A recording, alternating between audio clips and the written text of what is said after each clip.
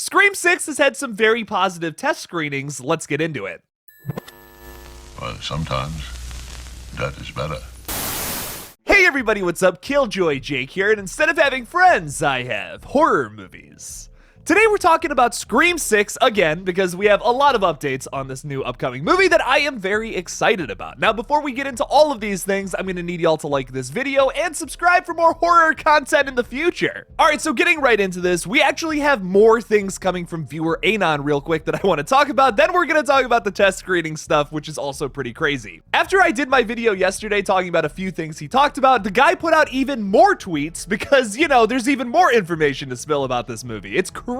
Before I even talk about this though, I do want to say, take this with a grain of salt. This is from a third-party source. It may not end up being true, but also maybe it's true. I don't know. That's why we're talking about it.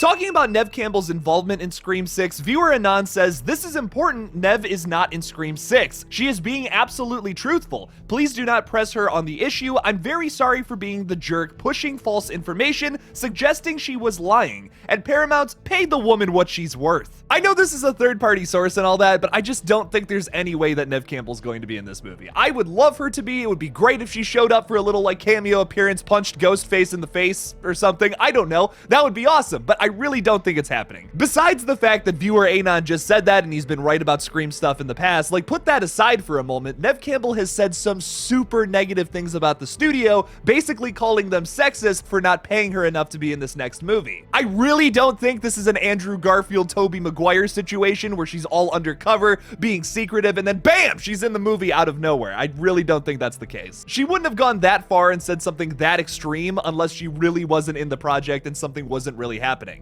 Where there's smoke, there is fire, as they say. But this is partially one of the reasons why I believe viewer Anon, because I really do think that this is the truth. And before, when he was saying that, oh yeah, no, she's totally gonna be in it after all those things she said, I just wasn't believing him. Maybe that's because it's just following the narrative in my head canon, but I don't know, man. We'll just have to see. Now, the thing that has me the most interested, though, is the Ghostface mask this time around, which is apparently different. We did get one more little Scream 6 information drop from viewer Anon on Twitter where he said, "I still feel bad, so here's one more Scream 6 thing the trailer will confirm. The killer, at least some of the time, wears an older, more worn version of the Ghostface mask. The best comparison I can think of is Michael's mask in Halloween 2018, though it's not that far gone." So the first thing that came to mind when I heard that is obviously the comparison between this movie and Halloween 2018. Do you think that this movie will take some jabs at the new Halloween films that just came out from David Gordon Green? There was many big shockers in Scream 2022, but one of them to me was the fact that they didn't focus very heavily on those movies. Whether you like all three of them or not, they are extremely influential to the horror genre because they have kind of formed this new mold for what requels are today. If you don't have those movies, I would argue that all the other requels would look very different. And Scream 2022 didn't really comment on specifically those movies all that much. So I'm not going to be surprised if Scream 6's commentary kind of picks that up a little bit and focuses very heavily on the new Halloween movies. Because there is so much to unpack with that formula. Does it work? Does it not? Why does it work for some people and why does it not work for other people? Another thing to think about with this is, why is the killer wearing an older mask? Could it be the mask of a previous killer, perhaps? Let's put aside our stew train theories just for a sec and imagine one of these new characters is actually obsessed with Billy or Stu and maybe has one of their masks from the original 1996 killings. If this is true, I'm already theorizing that maybe they're wearing this mask specifically because it has something to do with their motive. Some kind of influence from Billy and Stu, maybe positive, maybe even negative. Maybe this new killer isn't a fan of Billy and Stu for starting this wave of Ghostface murders that continues to haunt people to that day. I think instead of having killers who are connected to Billy and Stu or are obsessed with Billy and Stu, we could do the opposite of that for once, where there's a killer who actually hates them and wears their masks almost as kind of like a middle finger. I really want to see a Ghostface that thinks that he or she is doing this for the greater good. The Ghostface to end all Ghostfaces, if you will. Maybe one who just wants to kill the rest of the survivors so that there can be absolutely no more connections to a Ghostface killer. Nobody else could put on the mask if there's no more connections to the past. So this Ghostface, who may already have some kind of connection to the past, is going around killing people and then just wiping everybody out, just taking them down to zero. Nobody else.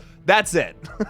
It makes you question if that would actually stop the Ghostface killings or not. It's actually kind of interesting. I would love to chew on something like that in a new Scream film. That would be a lot of fun, I think, for Scream 6. All right, but now for the main course. I just watched the menu, so like I got food on the brain now. We'll get into a review of that later on. Melissa Barrera was talking specifically about how positively Scream 6 has been reviewed so far from some of the people who got to see some early test screenings. Talking about this, Barrera said, "You are going to die when you see it. It's very different, very big, and so far, all the comments from people who have seen it have been very good. It will further develop the characters. Nev isn't coming back." So right at the tail end of that, Melissa Barrera once again says that Nev is not coming back. I really hate to burst some people's bubbles. I saw a lot of comments yesterday saying like, I'm gonna hold out until March 10th, and I feel really bad for those people because I know they're gonna be sorely disappointed. I guess I'm trying to rip the band-aid off now so it doesn't hurt as bad when we get to March 10th. I'm really sorry. I know that's like just really disappointing for some people, but hey, maybe we'll see her in 7. There is still hope, don't forget. Barrera dramatically starts that off by saying, "You will die when you see it," which just, oh God, like I'm just so excited for this movie. It is going to be so dark and so gruesome, and a really great direction for this franchise, I think. In most slasher franchises, the sequels tend to get goofier, so for this franchise to be going kind of down a darker path is very fascinating to me. Scream has always been a little cheesy, a little cornball, and I like that. It's part of its charm. I love that about the franchise, but I kind of want to see them go down a darker path. And what does a dark version of Scream look like? Like even darker than what we've already seen. Not only do I think this will modernize it, but this will also up the ante and could totally sustain this franchise for years to come. Because you gotta keep it fresh, baby. You can't be doing the same thing every single movie. People are gonna lose interest. I think that was one of the biggest things I liked about Scream 5 that only Scream 4 kind of dabbled in a bit. Scream 5 took it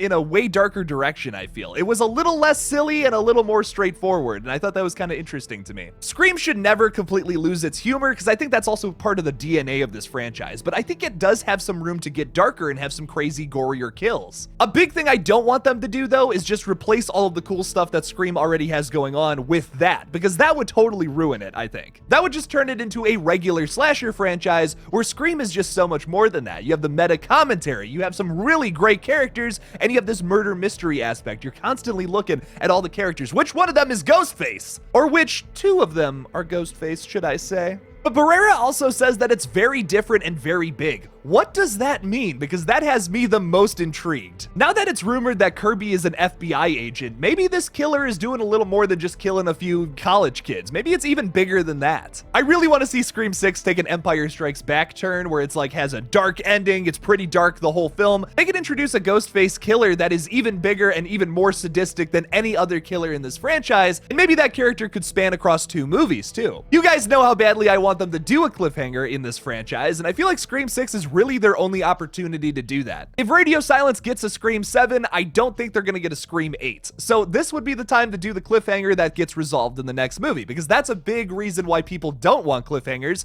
is because it may never get resolved. But Radio Silence is probably doing a Scream 7. That's not greenlit yet, but it will probably happen, and that will give them time to resolve their big question that they leave us at the end of this film. Fingers crossed, baby, hopefully. But what do you guys think about Melissa Barrera's comments regarding Scream 6? Does this hype you up a little more for the movie? Leave me something about it in the comments below. Thank you guys so much for watching this new Scream 6 video. Don't forget to like this video and subscribe for more horror content and updates in the future. Also, it's the least spookiest month, so if you want to help out old Jake here, you can support me on Patreon or become a channel member by clicking that join button on my page. Thank you guys again for watching, and as always, don't forget to kill it out there, y'all.